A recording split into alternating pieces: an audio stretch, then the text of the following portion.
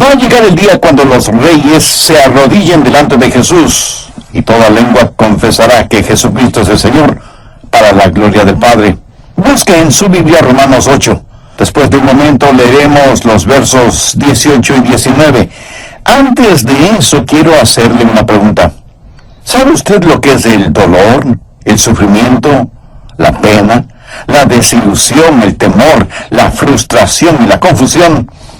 Si todavía no lo sabe, solo espere. Solo espere. No crea que usted escapará. Esta época en la cual vivimos está llena de enfermedades, guerras, odios, huelgas, dolor y confusión. Y parece que el hombre no puede hacer nada al respecto. Anhelamos mejores días y los días se vuelven peores. Los sueños dorados de los seres humanos se oxidan. El ansiado millennium se ha convertido en un pandemonium. ¿Qué tiene la Biblia que decir acerca de todo esto? Bien, veamos Romanos 8, versos 18 y 19. El apóstol ha estado pensando y dice: pues tengo por cierto que las aflicciones del tiempo presente no son comparables con la gloria venidera que en nosotros ha de manifestarse, porque el anhelo ardiente de la creación es el aguardar la manifestación de los hijos de Dios. Hay algunas cosas que debemos poner en perspectiva, porque si no lo hacemos así estaremos en problemas. Usted puede dudar o hasta puede volverse un rebelde. Cuando la tragedia lo alcance y las cosas no salen de la forma en que usted pensaba, cuando esa persona tan querida por usted está siendo consumida por una terrible enfermedad, a lo mejor usted levanta su puño contra Dios en desafiadora rebelión, acusando a Dios de ser injusto y falto de amor. O en vez de estar lleno de rebelión, a lo mejor está lleno de dudas y dice: ¿en dónde está Dios? ¿No tiene ningún poder para hacer algo al respecto? ¿O tiene el poder pero en realidad no le importamos nada? ¿O es que en verdad Dios no existe? Bueno, seamos honestos. Muchas personas están enfrentando esa clase de preguntas y nosotros a la vez debemos preguntarnos: ¿cómo podemos manejar esta situación? Bien, el apóstol Pablo enfrenta una situación parecida y por inspiración divina nos dice: pues tengo por cierto que las aflicciones del tiempo presente no son comparables con la gloria venidera que en nosotros ha de manifestarse.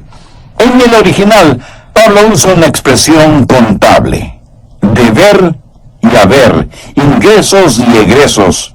Aquí está el sufrimiento, acá está la gloria. Pablo está diciendo: mi balance no está en rojo, está en negro. Si a usted no le importa marcar su Biblia, me gustaría que subraye 3 palabras. Mire el verso 21. Porque también la creación misma será liberada de la esclavitud de corrupción. Subraye la palabra esclavitud.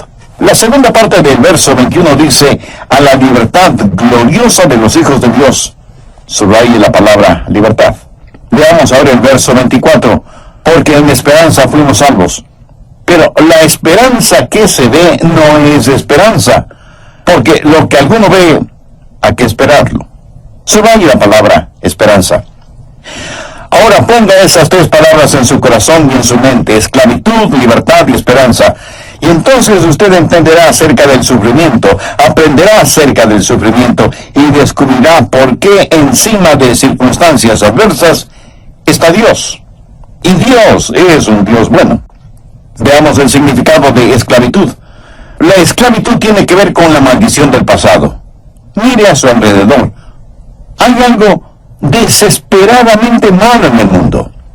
¿Qué es? Es la maldición que pesa sobre nuestro mundo. El versículo 20 dice: porque la creación fue sujeta a vanidad, no por su propia voluntad, sino por causa del que la sujetó en esperanza. Aquí, al decir la creación, se refiere a todo lo que Dios creó. Y la palabra vanidad hace referencia a todo aquello que es inútil, frívolo, sin sentido. Y en el verso 21 leemos: porque también la creación misma será libertada de la esclavitud de corrupción. ¿Qué es la esclavitud de corrupción y cómo se originó? ¿Qué es lo que ocasiona toda esta confusión, enfermedades, guerras, disensiones y sufrimientos? ¿Por qué las tenemos? Porque hay una maldición sobre la raza humana a causa del pecado. Dios hizo un mundo perfecto, pero el pecado entró en el mundo. Adán pecó, y cuando pecó, arrastró con él a toda la creación. Y de inmediato surge una pregunta: ¿por qué Dios le permitió? Si Dios es un Dios bueno, ¿por qué permitió que Adán pecara? ¿Por qué Dios creó aún la posibilidad, la potencialidad de pecar? Pero ya que las cosas están como están, ¿por qué Dios no hace algo al respecto? Bien, pensemos sobre esto. Dios lo hizo todo, ¿verdad? El pecado es algo.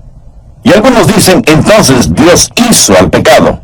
Si Dios es el autor de todo y el sufrimiento es algo, entonces Dios es el autor del sufrimiento.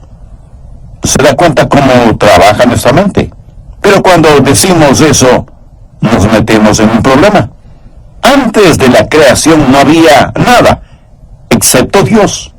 El pecado es algo. Todas las cosas proceden de Dios, por lo tanto, el pecado procede de Dios. Antes no había nada, ahora hay maldad y dolor, llanto y sufrimiento. Entonces, estas cosas proceden de Dios. ¿Cómo Dios puede permitir tales cosas? Si somos honestos, tenemos que reconocer que esa es una pregunta difícil.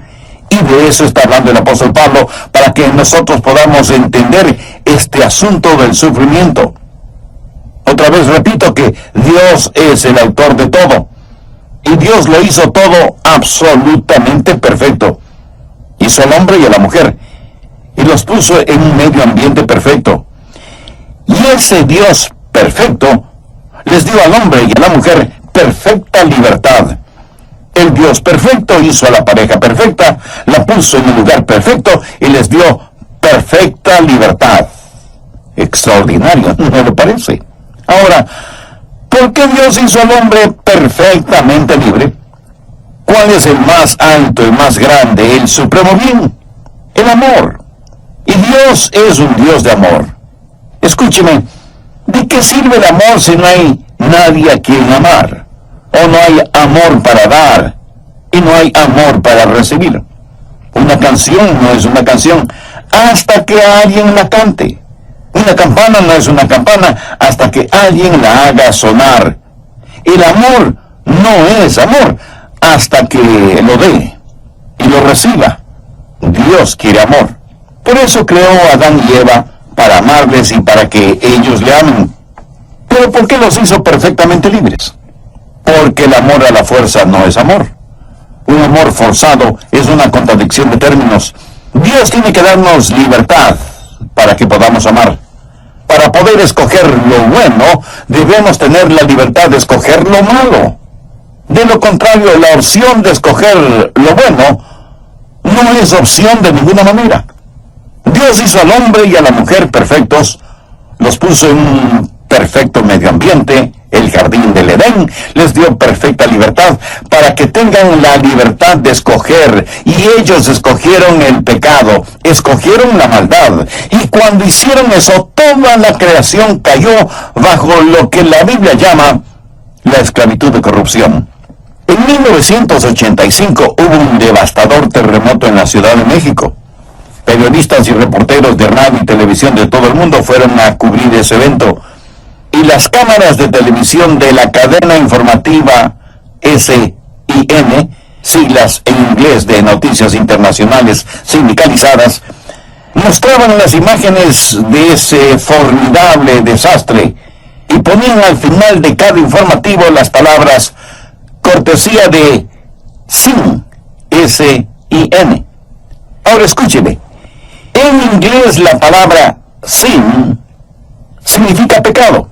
Así que involuntariamente estaban diciendo que toda esa devastación que mostraban era por cortesía del pecado. Lo que está sucediendo en nuestro mundo es consecuencia del pecado. Vivimos en un mundo enfermo de pecado y el pecado es como un virus. Alguien dirá, bien, sabemos la causa. Adán pecó y arrastró a toda la creación con él. Y ahora toda la creación está bajo la maldición del pecado. Pero, ¿por qué Dios no hace algo al respecto? Porque qué Dios no interviene? ¿Por qué Dios sencillamente no mata al diablo y destruye la maldad? Después de todo, si Dios es Dios y tiene poder, Él puede hacerlo, ¿verdad? Buenas y aparentemente muy lógicas preguntas, ¿no le parece? Ahora escúcheme muy atentamente. Dios no puede destruir al diablo sin destruir la libertad. Y si Dios destruye la libertad, estaría destruyendo el amor. Y si Dios destruye el amor, estaría destruyendo el más alto y precioso bien. Es más, se estaría autodestruyendo. Si nosotros no tenemos la libertad de escoger lo bueno, entonces no somos libres. Por lo tanto, debe haber también la libertad de escoger lo malo. Ahora escuchen lo siguiente, que es muy paradójico. Para que Dios destruya lo malo, tendría que hacer lo malo, porque estaría destruyendo la capacidad del más alto bien, que es que sus criaturas escojan el amarle y el servirle. Entonces, ¿qué es lo que Dios va a hacer acerca del mal o del sufrimiento? Dios no va a destruirlo, Dios va a derrotarlo. Hubo dos jardines: el jardín del Edén, en donde estuvo el primer Adán, y el jardín de Getsemaní, en donde estuvo el segundo Adán. Y el Señor Jesús, el mismísimo Hijo de Dios, puso el pecado sobre sí mismo y lo llevó hasta la cruz. Y en esa cruz murió por causa del pecado suyo y del pecado mío. Por lo tanto, Dios, por medio de Cristo y de su gracia maravillosa, triunfará sobre todo. Recuerden que estamos hablando de la esclavitud, la maldición del pecado. Cuando Adán pecó, arrastró a toda la creación con él. ¿Cuál es esa esclavitud de corrupción de que habla el verso 21? Permítame decirle lo que le pasó a la creación. ¿Quiere saber por qué los periódicos publican lo que publican? Porque hay una maldición. La maldición del pasado está sobre todas las cosas. Hay una maldición sobre el reino animal. Anote Génesis 3:14. Y Jehová dijo a la serpiente: por cuanto esto hiciste, maldita serás entre todas las bestias. La realidad es que no solo la serpiente fue maldecida, sino todo el reino animal. Y lo que muchos llaman la supervivencia de los más aptos, no es más que el gemido de la creación que está maldecida. Cuando Dios hizo la creación, puso a los animales en el jardín del Edén. No los puso ahí con la ley del colmillo y de las garras. Eso fue un resultado del pecado, porque el reino animal fue maldecido. El reino mineral está bajo maldición. Veamos Génesis 3:17. Y al hombre le dijo: por cuanto obedeciste a la voz de tu mujer y comiste del árbol de que te mandé diciendo, no comerás de él, maldita será la tierra por tu causa, con dolor comerás de ella todos los días de tu vida. Esa es la razón por la que tenemos todos esos problemas ecológicos que se han vuelto una gran preocupación política. Los desiertos, las tierras inservibles, los lugares erosionados, es porque Dios maldijo al reino animal, al reino mineral y al reino vegetal. Vea lo que dice Génesis 3:18. Espinos y cardos te producirá, y comerás plantas del campo. Este mundo, que debería ser un verdadero jardín del Edén, se ha convertido en un jardín de hierba mala. ¿Ha notado cómo crece la hierba mala en los jardines sin que nadie la siembre? Y qué difícil es hacer crecer vegetales. Pero no solo eso. Hay una maldición sobre la humanidad. El hombre debía haber tenido dominio sobre la tierra. ¿Por qué y cómo hizo Dios a Adán y Eva? Génesis 1:26 tiene la respuesta. Entonces dijo Dios: hagamos al hombre a nuestra imagen, conforme a nuestra semejanza, y señoree en los peces del mar, en las aves de los cielos, en las bestias, en toda la tierra, y en todo animal que se arrastra sobre la tierra. Pero el hombre, en verdad, no tiene dominio sobre la tierra. ¿Por qué? Por culpa del pecado. El hombre es moralmente depravado. Su mente, como la tierra, es un jardín de hierbas malas. Su imaginación es malvada. Mire las revistas que se venden por todas partes. Pura basura pornográfica y barata. emocionalmente perturbado. La psicosis y las neurosis son una realidad porque hay pecado en la vida del hombre. El ser humano está moralmente depravado, emocionalmente perturbado y físicamente contaminado. ¿Por qué nuestros cuerpos se van acabando? Veamos lo que dice Romanos 5:12. Por tanto, como el pecado entró en el mundo por un hombre, y por el pecado la muerte, su fuente genética está contaminada. La semilla de la muerte está en usted. Usted está muriendo. Yo estoy muriendo. Todos tenemos una enfermedad fatal y terminal, la muerte, que es causada por el pecado. Y nadie, escúcheme bien, absolutamente nadie escapará de la muerte. Volvamos a Romanos 8, verso 23. Y no solo ella, sino que también nosotros mismos que tenemos las primicias del Espíritu, nosotros también gemimos dentro de nosotros mismos, esperando la adopción, la redención de nuestro cuerpo. Mi espíritu ya es salvo, pero mi cuerpo no todavía. Aún no está redimido. Lo mismo sucede con usted. Estamos esperando la redención de nuestros cuerpos, pero ya tengo las primicias del Espíritu en mi corazón. Cuando recibí al Señor Jesucristo como mi Salvador y Señor en forma personal, el Espíritu Santo vino a morar en mí, pero yo vivo en un cuerpo que gime exactamente como usted. Por favor, busque Romanos 8, versos del 21 al 23.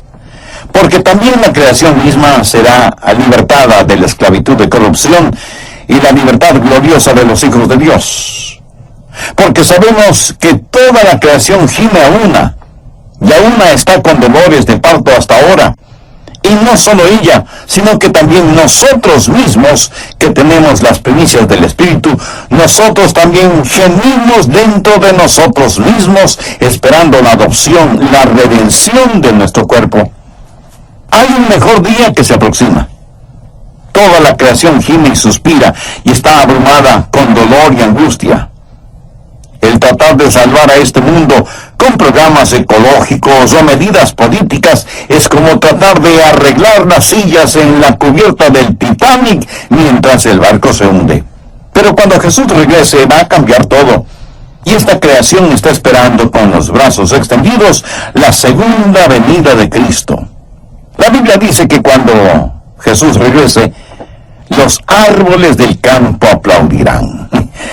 Y la tierra estará llena del conocimiento de Dios como las aguas cubren la mar. Cuando Jesús regrese, habrá cambios en el reino animal. Anote Isaías 11, del 6 al 11. Morará el lobo con el cordero, y el leopardo con el cabrito se acostará. El becerro y el león y la bestia doméstica andarán juntos, y un niño los pastoreará. La vaca y la osa pasarán, sus crías se echarán juntas, y el león como el buey comerán paja. Y el niño de pecho jugará sobre la cueva del áspid, y el recién destetado extenderá su mano sobre la caverna de la víbora. No harán mal, ni dañarán en todo mi santo monte, porque la tierra será llena del conocimiento de Jehová, como las aguas cubren el mar. El reino animal será cambiado, así como el reino mineral. Anota Isaías 35:1. Se alegrará en el desierto y la soledad. El yermo se gozará, y florecerá como la rosa. El reino vegetal también será cambiado, de acuerdo a lo que nos dice Isaías 55, los versos 12 y 13. Porque con alegría saldréis, y con paz seréis vueltos. Los montes y los collados levantarán canción delante de vosotros, y todos los árboles del campo darán palmadas de aplauso. En lugar de la zarza crecerá ciprés, y en lugar de la ortiga crecerá rayán, y será Jehová por nombre, por señal eterna, que nunca será raída. Y el reino humano también será cambiado. Nuestros cuerpos van a ser redimidos. De acuerdo a lo que dice Romanos 8:23, estamos esperando por la redención de nuestros cuerpos. El doctor Vance Havner solía decir, usted no será llevado al cielo como que si fuera un montón de hierro viejo. Usted va a tener un cuerpo como el glorioso cuerpo de Cristo. Por eso es que Romanos 8:18 dice, pues tengo por cierto que las aflicciones del tiempo presente no son comparables con la gloria venidera que en nosotros ha de manifestarse. Porque vamos a ser como Jesús. Por esa razón el salmista dijo, estaré satisfecho cuando despierte a tu semejanza. Y este gran y querido Dios que nos ha redimido va a transformar cada gemido en una aleluya, y cada lágrima en una perla, y cada calvario en una pascua, y cada puesta de sol en una salida de sol, cuando Jesús regrese. Bien, recuerda cuáles fueron las palabras que le pedí subrayar en su Biblia en el programa anterior. La primera fue esclavitud, la segunda palabra fue libertad, y la tercera palabra fue esperanza. Ahora ponga atención. Primero, la maldición del pecado, o sea, esclavitud. Segundo, la conquista de mañana, o sea, libertad. Y tercero, la consolación presente, o sea, esperanza. Recuerde que los gemidos que soportamos son temporales y que la gloria que esperamos es eterna. Por eso el apóstol Pablo dijo, pues tengo por cierto que las aflicciones del tiempo presente no son comparables con la gloria venidera que en nosotros ha de manifestarse. Hay tres gemidos que el apóstol menciona en este capítulo 8 de Romanos. Verso 22 dice, porque sabemos que toda la creación gime a una y está con dolores de parto hasta ahora. Todo lo que Dios creó está lleno de dolor a causa del pecado. Hay un gemir en toda la creación, pero también hay un gemir por parte del creyente. En el verso 23 leemos, y no solo ella, sino también nosotros mismos, que tenemos las primicias del Espíritu, nosotros también gemimos dentro de nosotros mismos. El gemir de la creación, el gemir de los creyentes, y en el verso 26 encontramos el otro gemir. Y de igual manera el Espíritu nos ayuda en nuestra debilidad. El Espíritu mismo intercede por nosotros con gemidos indecibles. El gemido de la creación, porque toda la creación está bajo maldición. El gemido del creyente, porque a pesar de ser creyente, eso no le inmuniza contra el sufrimiento. Nuestros cuerpos aún no están redimidos, y aunque tenemos las primicias del Espíritu, todavía gemimos. Y el gemido del Consolador, el Espíritu Santo, quien está ahí con nosotros, es como si fuera el médico de la familia, junto a nuestra cama. Jesús se refirió al Espíritu Santo como el Consolador. Eso significa que es alguien que está al lado nuestro para ayudarnos. Sí, nosotros sabemos lo que es el sufrimiento, sabemos lo que es el dolor y la pena. Pero eso no es el final de la historia, sino, pues tengo por cierto que las aflicciones del tiempo presente no son comparables con la gloria venidera que en nosotros ha de manifestarse. Los gemidos que soportamos son temporales. Note lo que Pablo dice, las aflicciones del tiempo presente. O sea, los sufrimientos, las penas, las enfermedades, las dificultades económicas, todo lo que forman las aflicciones del tiempo presente son temporales.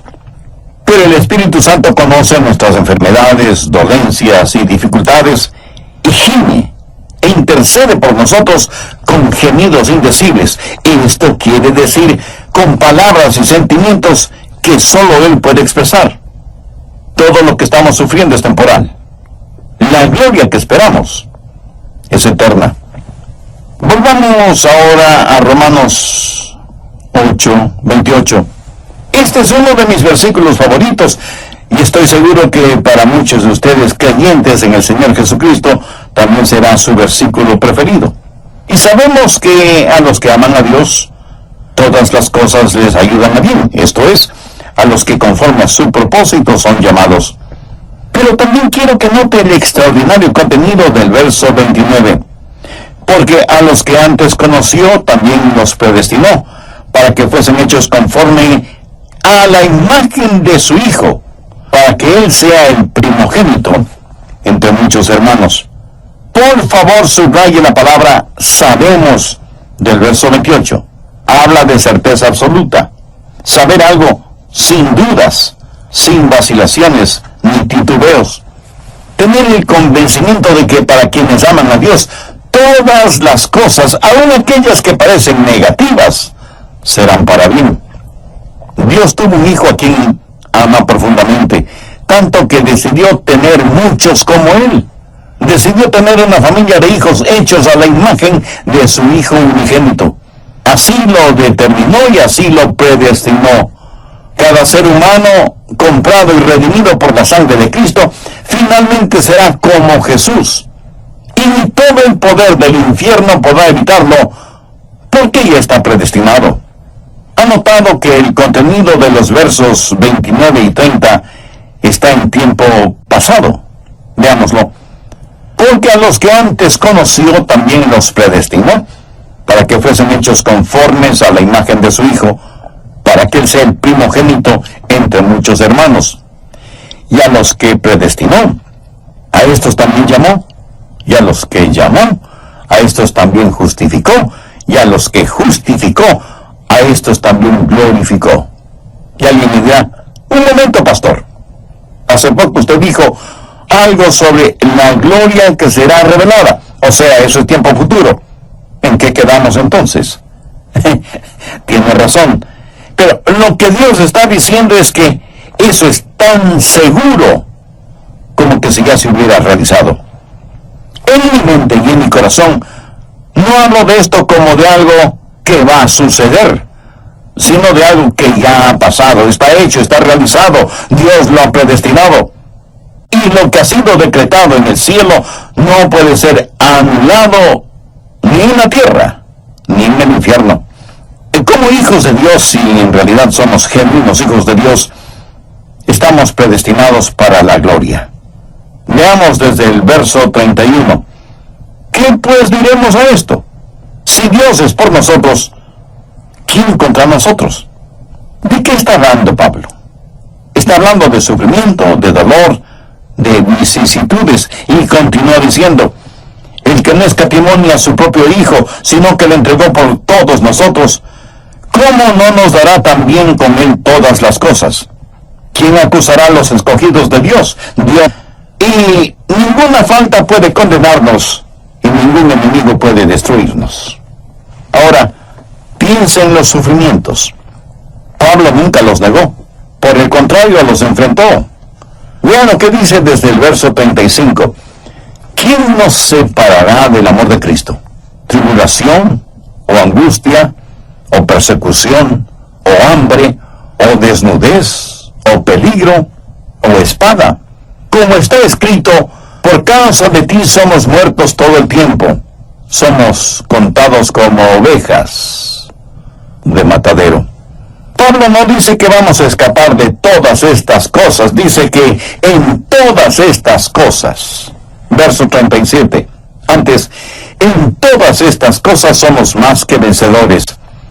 Eso quiere decir que en los últimos segundos del juego anotará la canasta o el gol que dará la victoria a su equipo.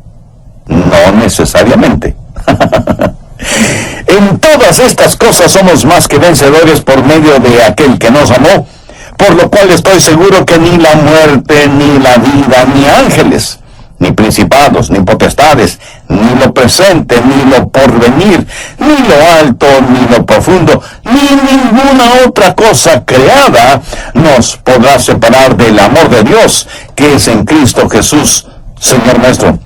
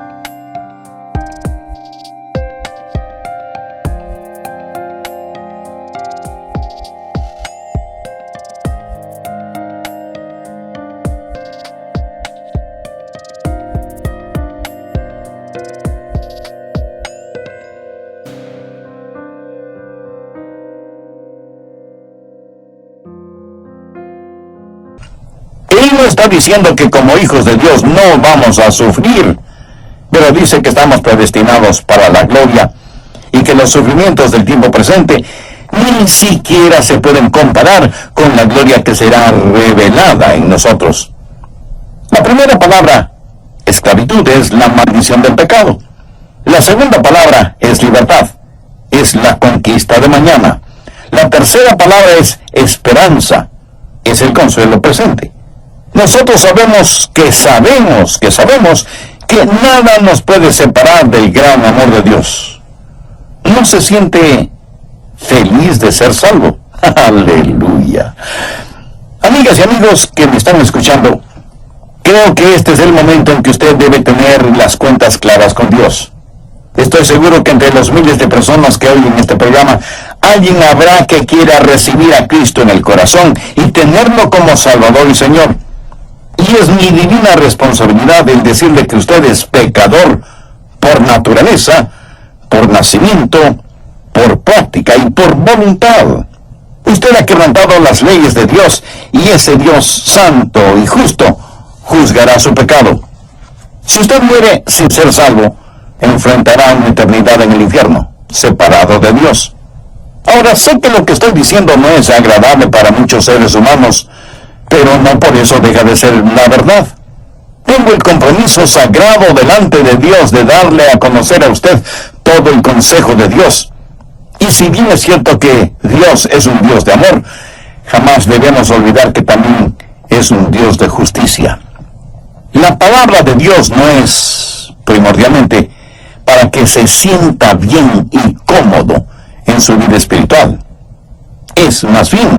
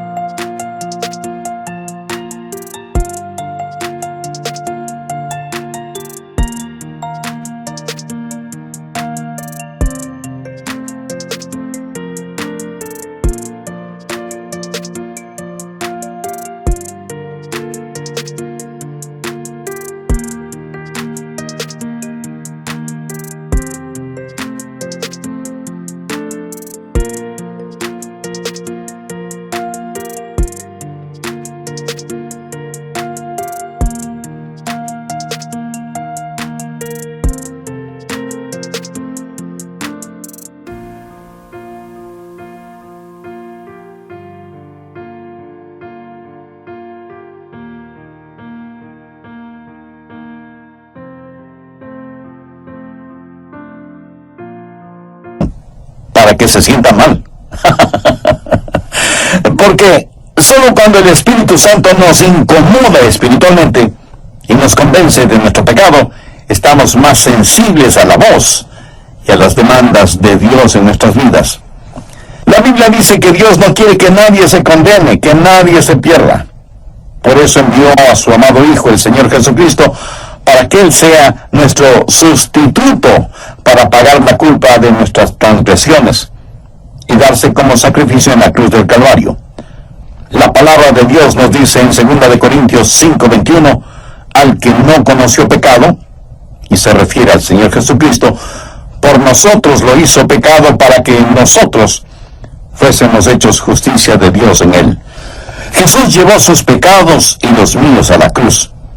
Y ahí, al derramar su sangre, hizo expiación por nuestros pecados. O sea, Él ya sufrió en lugar nuestro, lo que nosotros debíamos haber sufrido como consecuencia de nuestras maldades. Él murió por usted. Y si usted acepta la muerte expiatoria de Jesús y por fe le recibe en su corazón como Salvador y Señor, le puedo asegurar con la autoridad de la palabra de Dios que Él le salvará, le predestinará y le guardará para su gloria. Si usted quiere hacer esa decisión espiritual ahora mismo, le invito a orar de la siguiente manera. Yo le voy a guiar en una breve oración, pero usted puede usar sus propias palabras y puede orar en voz alta o en voz baja, o si lo prefiere, puede orar silenciosamente en la intimidad de su corazón. Pero ore con fe, ore sinceramente y con convicción. Diga: querido Dios, gracias por amarme. Gracias por haber dado a tu amado Hijo para que ocupe mi lugar en la cruz del Calvario.